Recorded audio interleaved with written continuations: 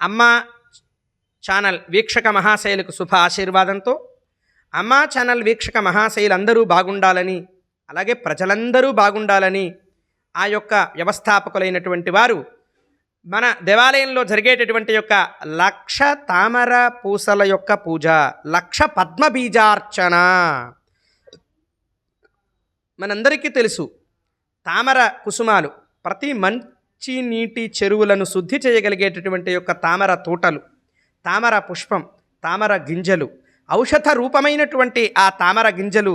ఇప్పుడు మనం పూల్ మకాని అని ఆ తామర గింజల్లో ఉండేటటువంటి యొక్క పిప్పొడిని, అంటే దాని యొక్క మకరందాన్ని, దాని మూలాన్ని మనం స్వీకరిస్తూ దాన్ని పూల్ మకాని పేలాలు అని చెప్పబడటం జరుగుతుంది. వాటిని తింటే రిసోర్స్ హై ప్రోటీన్ జనరేట్ అవుతుంది అని.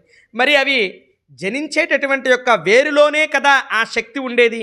ఆ వేరులో ఉండే శక్తే కదా మనకి చెరువులో ఉండే నీటికి అందేది. మరి ఆ నీటినంతా మనం వదిలేసి ఆ చక్కటి శుద్ధమైనటువంటి జలాలని మనం స్వీకరించడం మానేస్తున్నాం.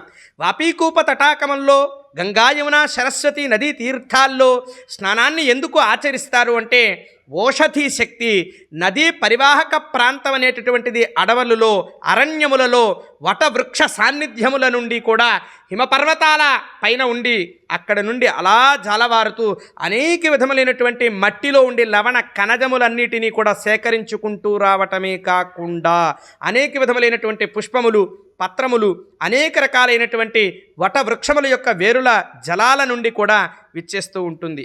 అటువంటి యొక్క పరమాద్భుతమైనటువంటి సృష్టిలో, పరమోత్కృష్టమైనటువంటి సృష్టిలో ఒక ఉత్తమమైనటువంటి కుసుమమే మనం ఊహించేటటువంటిది ఏంటి అంటే, మనకు ప్రత్యక్షంగా కనిపించేటటువంటిది ఏంటి అంటే, ఆ ప్రత్యక్షతే మన ఊహగా కనిపించినటువంటి యొక్క పుష్పమే చక్కటి తామర కుసుమం.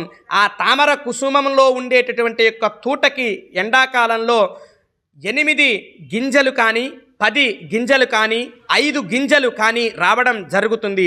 అటువంటి తామర పూసలని రేపటి నుండి సూర్యుడు మనకి చాలా అనుగ్రహ ప్రదాత.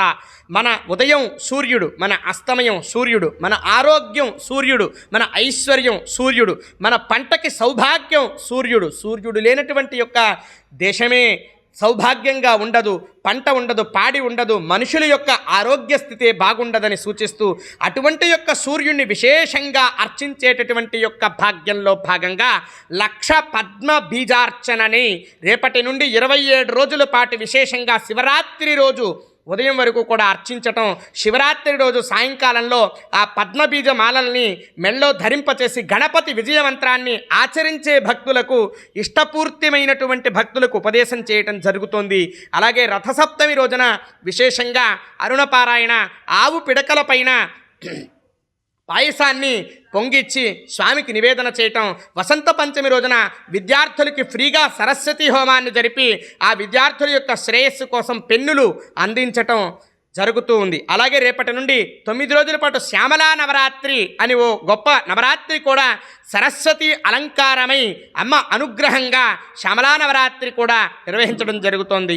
శ్యామలా నవరాత్రి ప్రతిరోజు కూడా శ్యామలామాత యొక్క హోమం, అలాగే సూర్యుడికి ప్రతిరోజు కూడా ఈ 1,00,000 తామర పూసల అర్చనతో పాటుగా విశేష కుసుమాలంకరణ సేవ, అలాగే అమ్మవారికి కూడా పుష్పాలంకరణ సేవ, 1,00,000 వెండి కమలార్చన సేవా కైంకర్యం కూడా జరుగుతూ ఉంది.